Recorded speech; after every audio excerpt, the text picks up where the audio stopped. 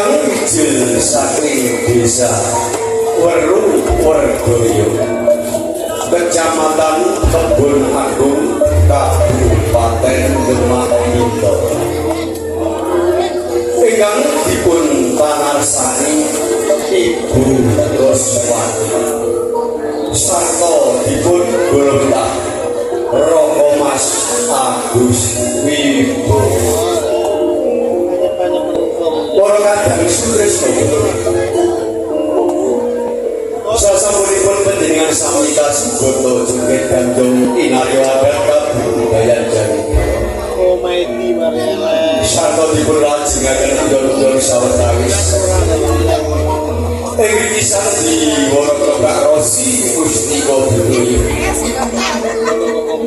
badhe ngaturaken cariyos Tebu Marjuet gugur lairipun Joko cariyos menika pangunggutanipun Bapak Lurah sarta Bapak Pangeran kula bali sepisan malih dalu punika sandiwara Pak Rosi Mustika Budaya badhe ngaturaken cariyos Tebu Marjuet gugur lairipun Joko jarah wonten ing kraton Mojopahit. Saderengipun gesangken lampahan Tebu Marjuet gugur lairipun Joko. Ing kisah diworo Pak Rosi Mustika Budaya badhe ngaturaken paraga parowati ingkang nyangkul jijiban ing dalu punika.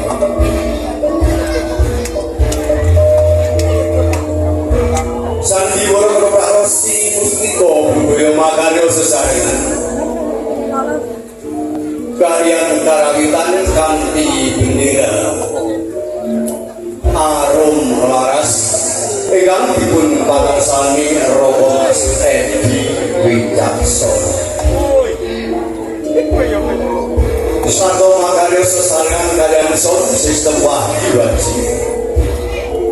ingkang dipun panarsani Roko Mas Ken Arok pranata gedhe dipun asta Dimas Budi Santoso ewon dening Paling Suwarwati utawi Besipun dipun asta Mbak Ayu Niken Susan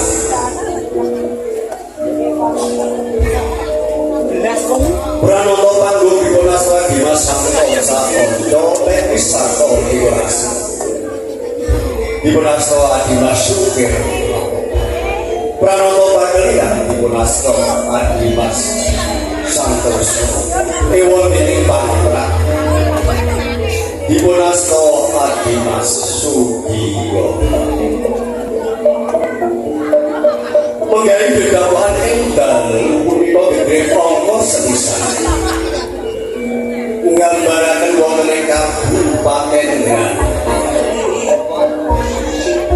Adipati Bandar Subang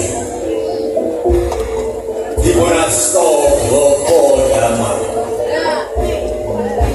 ewon Adipati Bandar Kabu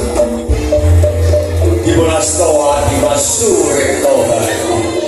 prajurit dipun rawuhaken seniman udo saking pagelaran Kelora Rosi Mustika bedhek angka kalih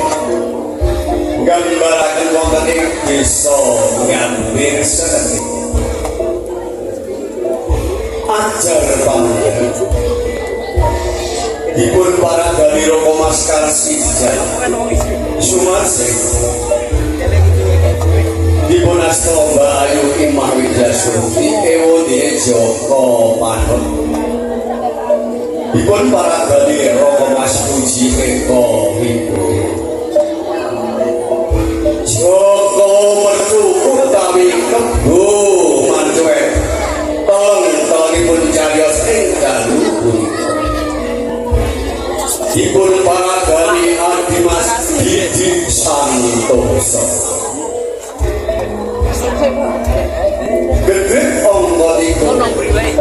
gambar wonten ing taman hiburan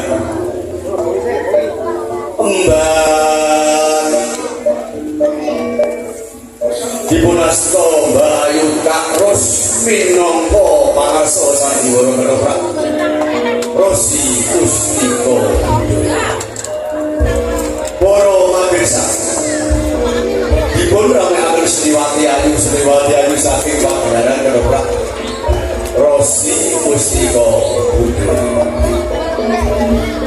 Singgo dipunasta Bayu Niken Wars Gedrek ongko sekawan gambaraken wonten ing Kraton Mojopahit Sang Prabu Bromarto dipunasta Raka Mas Budya Ewone Patih Maudha dipun parabani Raka Mas Dewi Ahmad minangka sutradara sandiwara ketoprak Rosi Pustiko prajurit dipun ramekaken seniman uga saking pagelaran ketoprak Rosi Pustiko ngancik madya ratri tepat utawi minangka panglipur manah panjenengan sami dipun ramekaken Cak Danang sarta Cak Wisarep Madan Kula setan Gandharwa Banaspati ondel-ondel dipun ramekaken seniman uga saking pagelaran ketoprak Rosi Pustiko Pados mekaten para pamirsa pamirsa rancaking gedhabuhan ing dalu punika